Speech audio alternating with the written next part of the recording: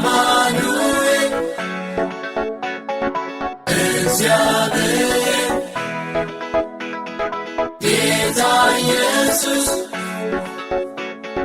መንፈስ ቅዱስ ከእኛ ጋር ነው።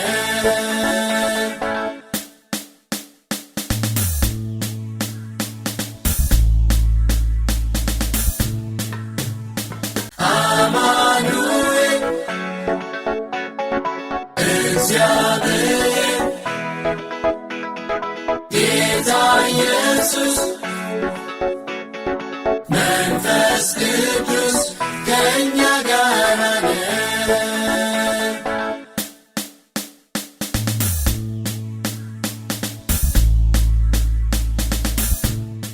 ባሳለፍነው 2017 ዓ.ም ቤተክርስቲያኑን ያስመረቀው የሁለታው አቡነ ብሩክ የሴቶች ገዳም ዘንድሮ ጥር 9 ቀን 2018 ዓ.ም የቅድስት ሥላሴን ዓመታዊ ክብረ በዓል ብፁዕ አቡነ ተስፋ ሥላሴ በመሩት መስዋዕተ ቅዳሴ በታላቅ ድምቀት አክብሯል።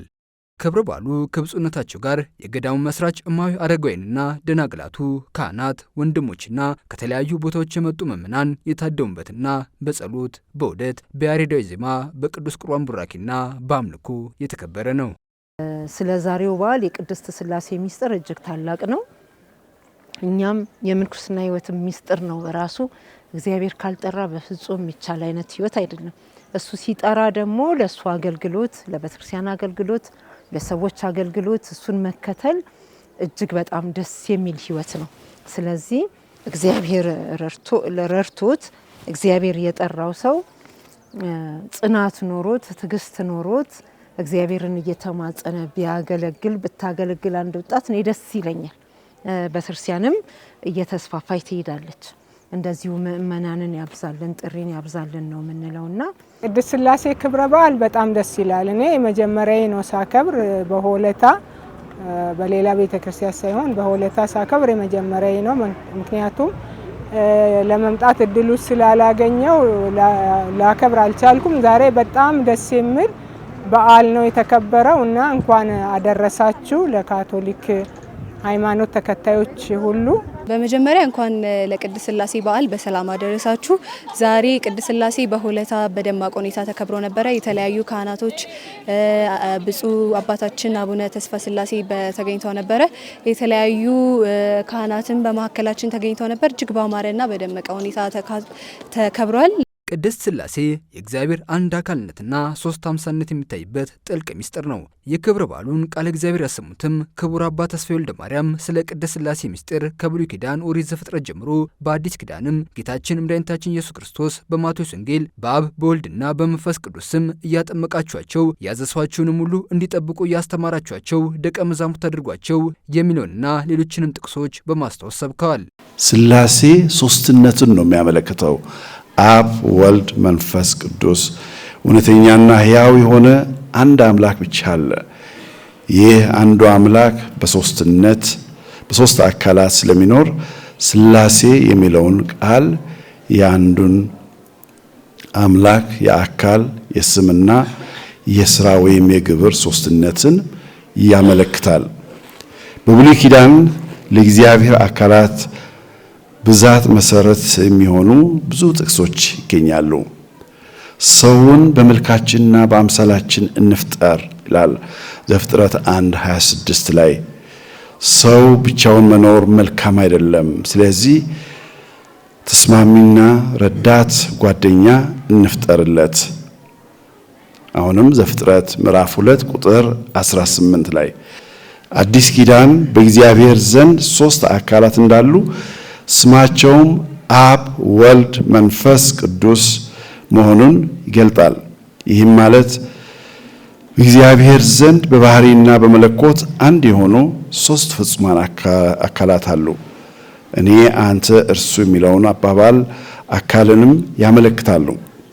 ኢየሱስ አባቴ በማለት ራሱን ከአባቱ ጋር አስተካከለ። አባቴ ሁል ጊዜ ይሰራል፣ እኔም እሰራለሁ። ዮሐንስ ወንጌል ምዕራፍ 5 ቁጥር 18።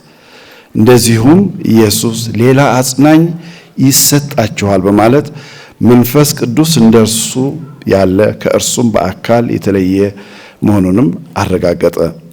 እንግዲህ በጥምቀት በቡራኬ በሌላም ጊዜ የሶስቱም ስም እንጠራለን። ዛሬ በተነበበው ወንጌልም እንግዲህ ወደ ዓለም ሕዝብ ሁሉ ሂዱ፣ በአብ በወልድ በመንፈስ ቅዱስ ስም እያጠመቃችኋቸው የኔ ደቀ መዛሙርት አድርጓቸው። ማቴዎስ ወንጌል 28:19። ብዙ የቤተ ክርስቲያን ሊቃውንት የቅድስት ሥላሴን ምስጢር ለማወቅ ጥረው ነበር።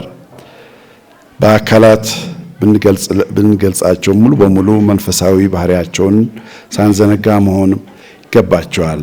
የቅድስት ሥላሴ ምስጢር መግለጽ አይቻልም። ከአእምሯችን በላይ ነው። እምነት ነው የሚያስፈልገው። በእምነት ነው መረዳት የምንችለው። በእምነት ነው መከተል የምንችለው። በእምነት ነው ማምለክ የምንችለው። ስለዚህ ስለ ቅድስት ሥላሴ ብዙ ማለት እንችላለን፣ ብዙ መግለጽም ይቻላል። ነገር ግን ወደ ራሳችን መለስ ብለን ስናይ እኛ በቅድስት ሥላሴ አምሳል የተፈጠርን ፍጡራን ነን። ክብር ያለን ሰዎች ነን። ለቅድስና ነው የተፈጠርነው። የእርሱ ጸጋ እንድንለብስ ነው የተፈጠርነው። እርስ በርስ እንዲሁ ለመለያየት ለመጣላት አይደለም። ክፋትን አስወግደን በፍቅር መኖር እንድንችል እንግዲህ የቅድስት ሥላሴ በላይ ለኛ ምሳሌ የሚሆነን ሌላ አካል የለም።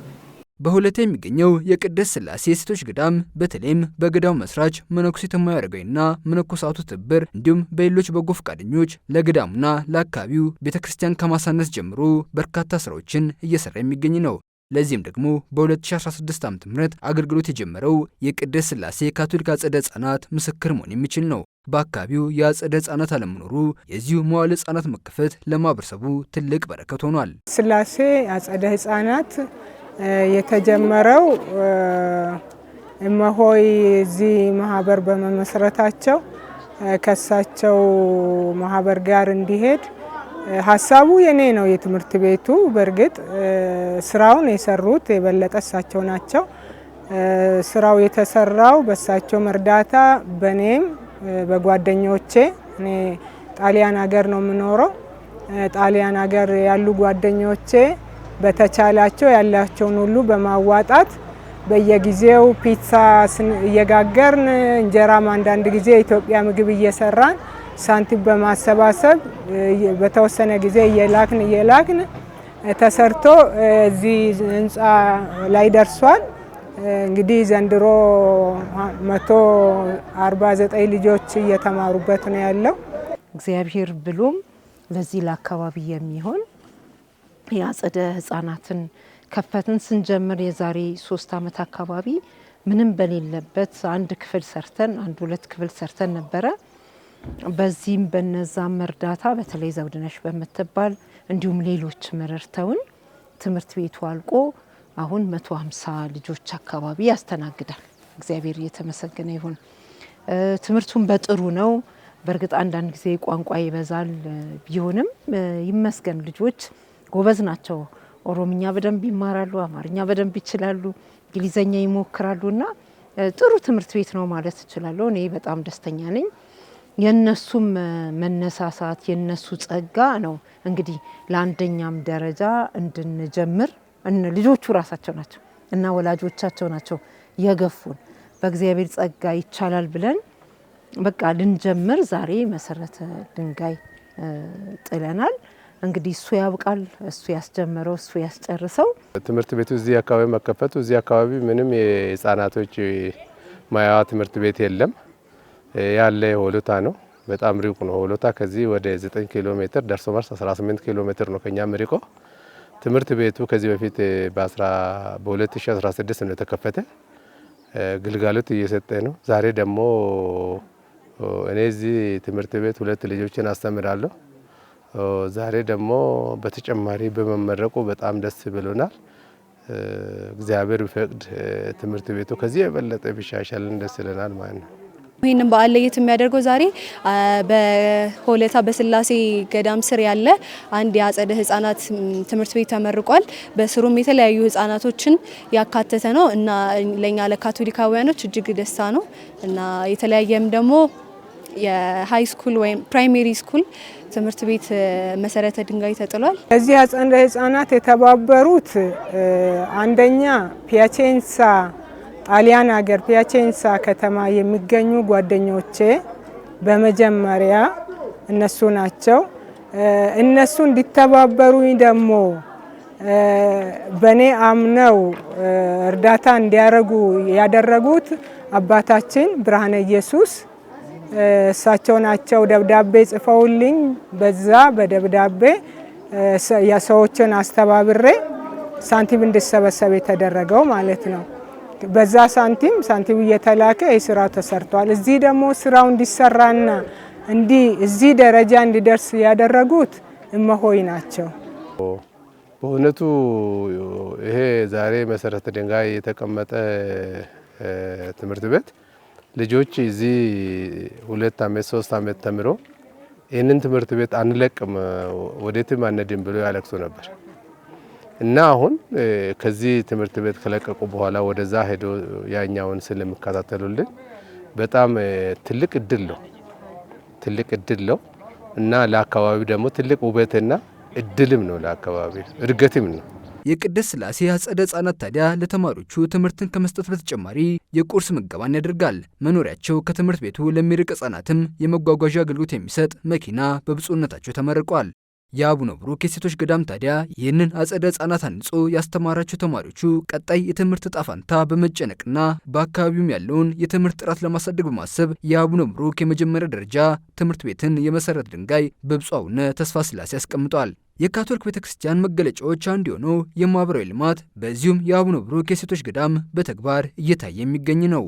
ጥር 9 ቀን 2018 ዓ.ም በአቡነ ብሩክ የሴቶች ገዳም ከቅድስት ሥላሴ ክብረ በዓል በተጨማሪ የአካባቢውን ማህበረሰብ ያስደሰተ የመሰረት ድንጋይ መቀመጥ መርሃ ግብር በማከናወን በታላቅ ድምቀት ተጠናቋል። አማኑኤል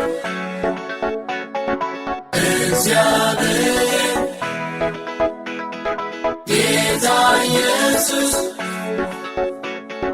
መንፈስ ቅዱስ ከእኛ ጋር ነው።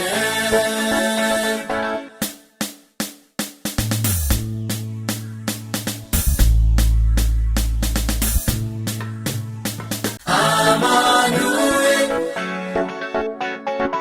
እግዚአብሔር ጌታ ኢየሱስ